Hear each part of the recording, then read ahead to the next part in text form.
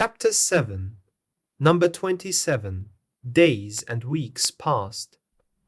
Dantes began to think that the officer's visit was only a dream. Suddenly, one evening, at about 9 o'clock, Edmund heard a sound in the wall next to his bed. He listened.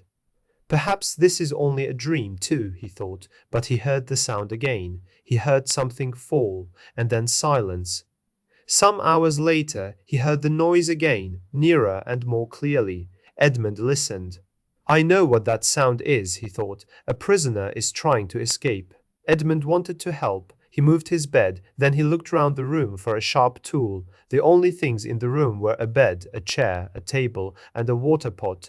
I will break the water pot and use one of the sharp pieces, he thought. He threw the pot on the floor and it broke into pieces. He hid 2 or 3 pointed bits in his bed. The next morning the guard came into the room. The water pot fell from my hands when I was drinking, Dante said. The man was angry with him for his carelessness, but he brought another pot. He did not take away the broken pieces of the old one. Dante started to work. The stone wall was old and soft, and it broke into small pieces easily. At last he pulled a stone out of the wall. It left a hole half a meter wide. He carefully carried all the small pieces of stone into the corners of the room and covered them with earth. He put back the big stone and placed his bed in front of the hole. Later, the guard came with his evening meal. When the man left the room, Dante started to work again. He worked all night, making a deep hole in the wall. Then he stopped. "What is this?" he cried. "I can't cut through it or move it. It was a great piece of wood." Dantes could not make the hole deeper. "Oh my God, he cried. "I want to die. I have lost all hope." "Who is the man who can talk at the same time about God and about hopelessness?" said a voice under the earth. Edmund got up on his knees. "Ah," he said, a voice, the voice of a man. "In the name of God, speak again." "Who are you?" said the voice. "An unhappy prisoner." "Why are you in prison?" "I did nothing wrong," Dantes replied. "They say that I tried to help Napoleon. He wanted to return to France.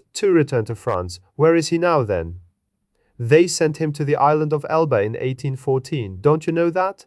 "When did you come here?" "In 1811. 4 years before me." "Don't do any more work," said the voice. "Just tell me, how high up are you?" "At the same height as the floor of my room," Dante said. "What is behind the door of your room?" "A narrow room and then the courtyard." "Oh, that is bad," the voice said. "My plan is wrong. I wanted to break through to the outside wall of the prison." And then throw myself into the sea and swim to one of the islands near here. Cover the opening of the hole in the wall. Do it carefully. Stop working on the hole. Wait until you hear from me again." "Tell me who you are," cried Edmund. I'm number 27. Why don't you tell me your name?" Edmund heard a quiet laugh. "Oh," he cried, "please don't leave me alone. I promise that I won't say a word to the guards." "I will talk to you again," said the voice, "tomorrow." Edmund closed the opening in the wall, carefully hid the bits of stone and put his bed back in its place. The next morning when he moved his bed away from the wall, he heard a sound. He got down on his knees. "Is it you?" he said. "I am here." Soon after that, part of the floor of Dante's room fell away. Stones and earth fell down into the opening. Then, at the bottom of the hole, Dante saw the arms and head of a man. The man climbed up into the room. Dantes reached his hands out to his new friend. He was a small man, and his hair was white. His eyes were dark, and he had a long beard. He was not strong. "You seem very happy to see me," he said to Dantes. "Your happiness touches my heart." But Dantes knew that the man was very sad. "You worked hard to escape," he said, "but you haven't reached the outside of the prison. This is just another room, but there are 3 other sides to the room. Do you know what is outside those walls? One wall is built against the rock. One is against the lower part of the governor's house.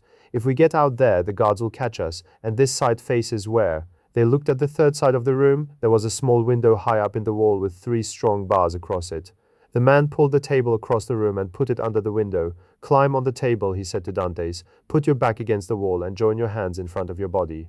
Then prisoner, number 27, jumped up onto the table, and from there onto Dante's hands, and from them onto Dante's shoulders. He put his head through the top bars of the window, then pulled his head back quickly.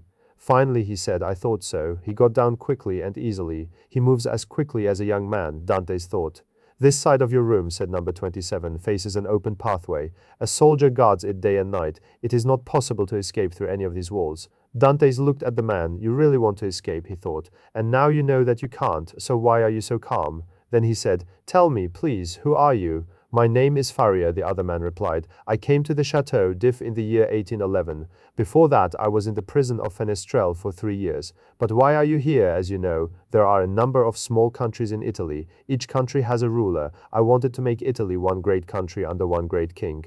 My chosen king tried to destroy me, and now Italy will never be one country. Napoleon tried to make it one country, but he did not complete his work. Poor Italy.